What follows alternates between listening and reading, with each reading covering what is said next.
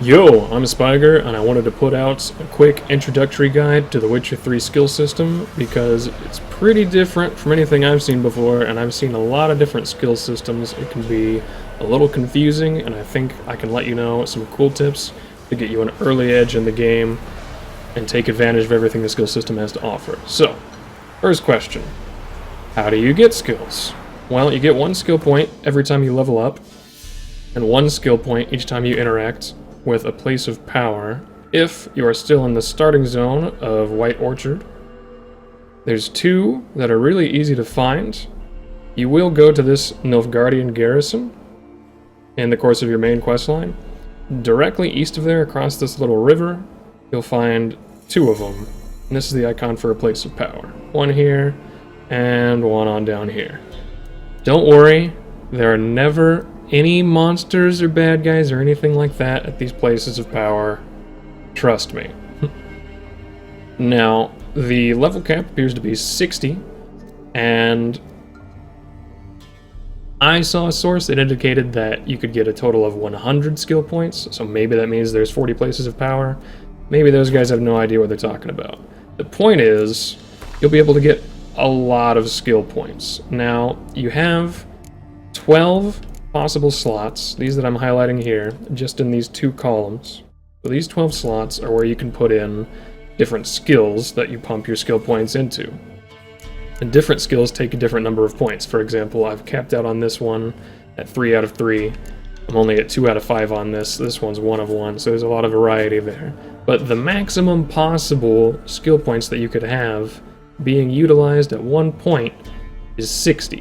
What that means is you will gain more skill points throughout the course of the game than you can possibly equip at once. And this is important because it means that we can get skills that we are intentionally going to abandon later. Now, that's where these general combat skills come in. There's 4 trees, they're not really trees, of different skills that you can get. We've got combat over here, my cursor's in the top left. Then we've got signs, magic, alchemy, and general. General, as far as I can tell, are intended to be points that you take early on that are really, really good, just 1-point wonders. So let me take a look at the ones that I think are the most important here. Now, in the top right, we have these 3 basically armor synergy skills. They seem to be encouraging 3 different playstyles here. The Cat School wants you to wear light armor and use fast attacks with your sword. This is basically your rogue playstyle, and it synergizes the most with the combat tree. Next we have the Griffin School, which wants you to wear medium armor and use your signs. This is pretty much your mage playstyle, and it synergizes the most obviously with the signs tree. And then your Bear School is your warrior playstyle, heavy armor, and it synergizes strangely the most with alchemy and specifically strong attacks from the combat school. I'll go ahead and mention here, while I could definitely see builds going full combat or full magic, full alchemy is really silly. So another skill that most everybody's going to want to pick up is this focus skill. Adrenaline points increase both weapon damage and sign intensity, so it's good for any playstyle, and it's especially good early because the only thing you can use adrenaline points on is parrying, and I generally just don't even recommend parrying. There are some combat skills that make it really good, but by default, it doesn't really seem to have any advantage over just dodging. So you'll probably have all of your adrenaline points all the time, and you can just reap the rewards from enhanced damage from keeping those adrenaline points. Later on, actually potentially early, if you utilize the mage playstyle with these perks, I'll talk about in a sec, you could have something to use adrenaline on, but usually later on in the skill trees you'll get additional abilities that will utilize that adrenaline, and then of course you can get rid of this at that point. Now, if you want to go really hardcore on your mage stuff early on, you can snag these 2. So Adrenaline Burst enables you to generate adrenaline from using your signs. Ordinarily, you only get it from attacking with your sword. Rage Management If your stamina isn't up to, you don't have enough of it to cast a spell, you can use one of those adrenaline charges and cast one. So, you know, if you're in a rough spot and you just cast your Igni a second ago, you can cast an emergency Quen and come out okay. Now, if you're playing on one of the harder difficulties, Sun and Stars can really help you out because it gives you vitality regeneration during the day. Ordinarily, if you're playing on the 2 hardest difficulties, your vitality just does not regenerate on its own, and you have to use food to get by. I've been playing on a hard difficulty, and I've had enough food to not really need to worry, especially because you can just eat raw meat that you'll get from a lot of different animals, rabbits, wolves, all that jazz. So you might not want to pick this up. If you're struggling on a harder difficulty and you need some more health regeneration, there's where you can get it. Steady Shot, don't recommend. 25% more damage on top of the minuscule damage that crossbows have. Not impressive. Survival Instinct, 500 vitality. Sounds really good. 500 seems like a big number. You start with 3,500 vitality. So it's really not that big of a boost. It's a slot that I do not think is worth it. And then, if you're going for Alchemy, namely, if you're going for the heavy armor vitality build, you can snag this. This basically lets you have another potion active, and it's really nice if you're planning on wearing heavy armor, taking the hits in order to nail them with those strong attacks, and just get by on those potions. Now, let's dig into the specific trees themselves. Some early skills that I recommend are more on the utility side. All of the damaging skills on their own are really not impressive. For example, this one I'm going into right now, at max level, once I put 5 points into it, I will get a 25% increase in damage on one type of attack. Compare that to like those armor synergy skills, it's insane. Like, this 1 point is giving me 20% damage on those fast attacks. I would need 4 points in this other skill to match that.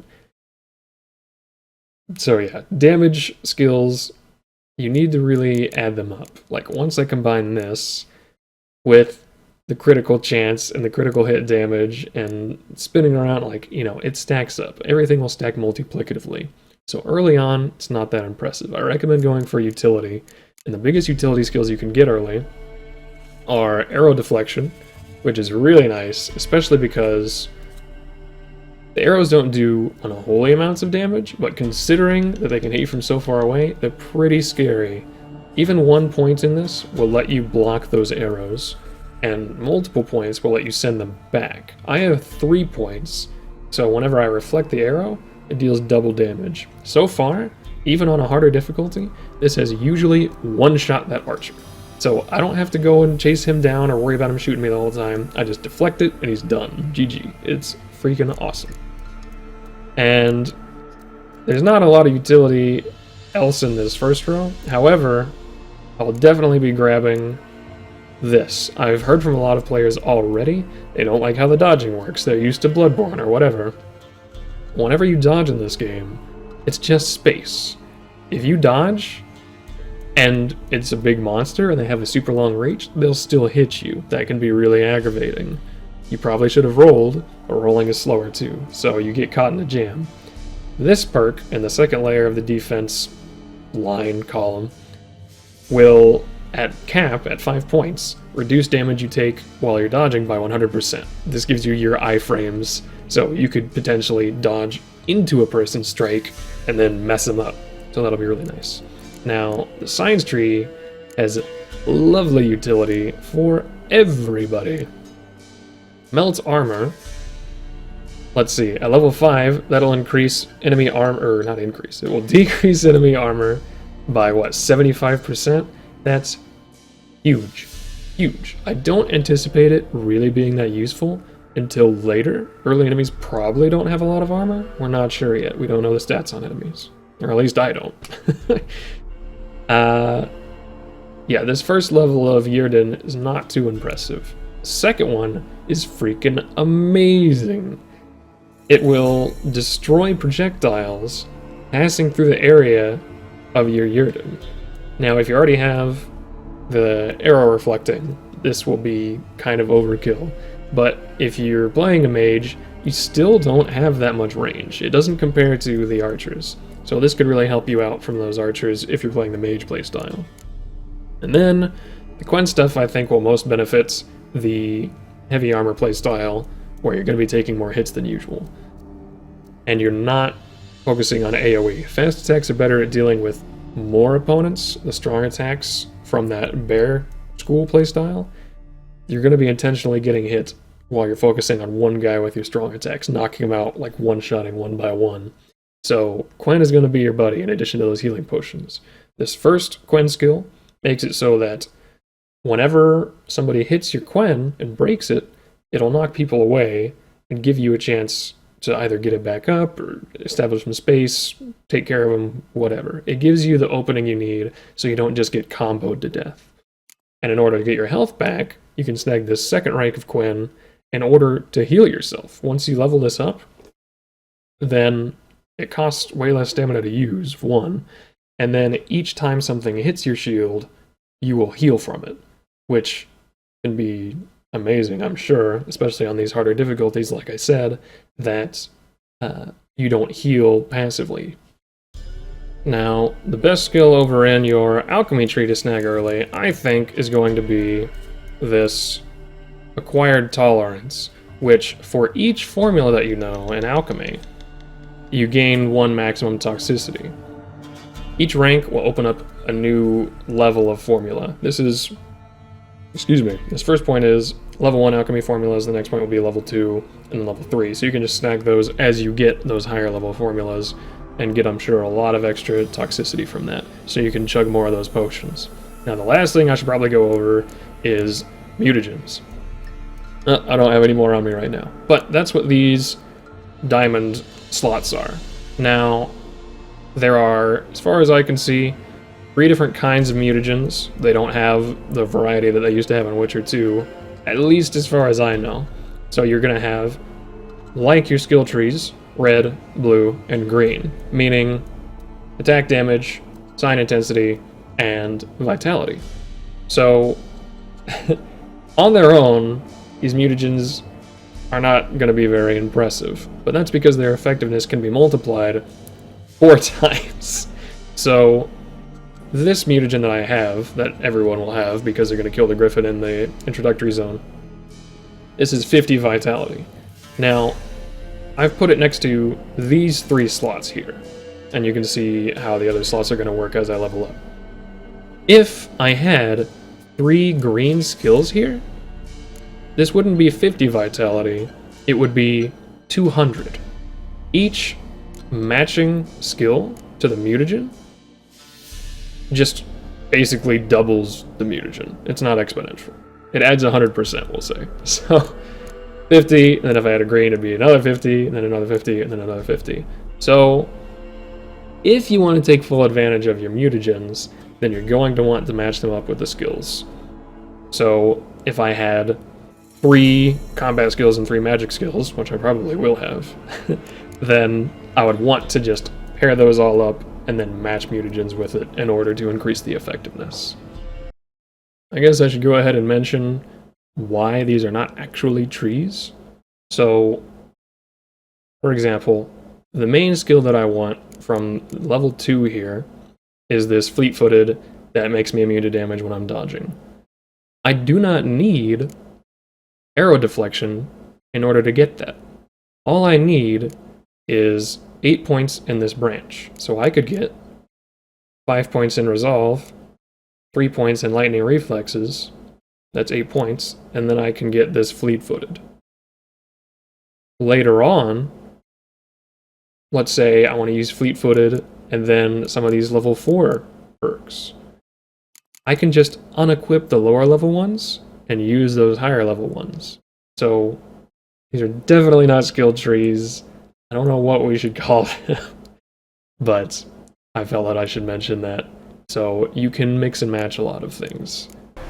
So that's all I can think to let you guys in on right now to take full advantage right from the get-go. If you have any more questions, throw them in the comments, and I'll probably make a more advanced skill guide later on and expect to see more tutorials that aren't even about skills if I see that there's a need for them. Obviously, it's a huge game. It's pretty different from what a lot of people have played before, especially because a lot of people are coming in without having played the first two Witcher games, which doesn't seem to be an issue to me.